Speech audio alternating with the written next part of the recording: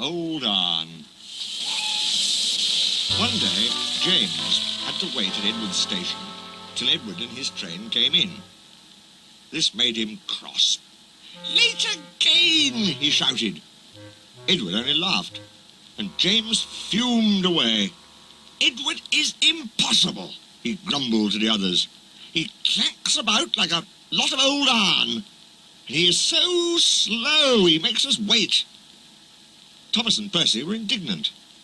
"Old iron?" they snorted. "Slow? Why, Edward could beat you in a race any day." "Really?" said James huffily. "I should like to see him do it." One day, James's driver did not feel well when he came to work. "I'll manage," he said. But when they reached the top of Gordon's Hill, he could hardly stand. The fireman drove the train to the next station. He spoke to the signalman, put the trucks in a siding, and uncoupled James ready for shunting. Then he helped the driver over to the station and asked them to look after him and find a relief. Suddenly the signalman shouted, and the fireman turned round and saw James puffing away. He ran hard, but he couldn't catch James, and soon came back to the signal box. The signalman was busy. "All traffic halted," he announced at last. "Up and down main lines are clear for 30 miles, and the inspector's coming." The fireman mopped his face. "What happened?" he asked. "Two boys were on the footplate. They tumbled off when James started. I shouted at them and they ran like rabbits."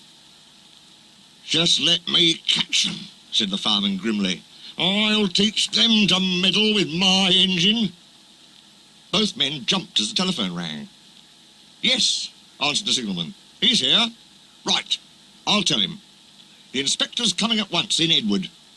He wants a shunter's pole and a coil of wire rope." "What for?" wondered the fireman. "Search me, but you'd better get 'em quickly." The fireman was ready and waiting when Edward arrived. The inspector saw the pole and rope. "Good man," he said. "Jump in." "We'll catch him. We'll catch him," puffed Edward, crossing to the up line in pursuit. James was laughing as he left the yard. "What a lark! What a lark!" he chuckled to himself.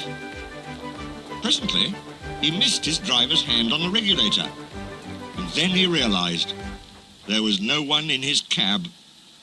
"What shall I do?" he wailed. "I can't stop! Help! Help! We're coming! We're coming!" Edward was panting up behind with every ounce of steam he had. With a great effort, he caught up and crept alongside, slowly gaining till his smoke box was level with James' buffer beam. "Steady, Edward!" The inspector stood on Edward's front, holding a noose of rope in the crook of the shunter's pole. He was trying to slip it over James' buffer. The engine swayed and lurched. He tried again and again. More than once he nearly fell, but just saved himself. At last, "Got him!" he shouted. He pulled the noose tight and came back to the cab safely. Gently braking, so as not to snap the rope, Edward's driver checked the engine speed, and James's fireman scrambled across and took control. The engines puffed back side by side. "So, the old iron caught you after all," chuckled Edward. "I'm sorry," whispered James. "Thank you for saving me." "That's all right. You were splendid, Edward." The fat controller was waiting and thanking the men warmly. "A fine piece of work," he said. "James, you can rest and then take your train. I'm proud of you, Edward. You shall go to the works and have your worn parts mended." "Oh, thank you, sir," said Edward happily.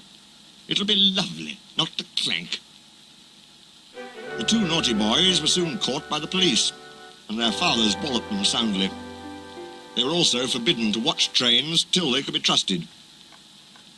James's driver soon got well in hospital and is now back at work.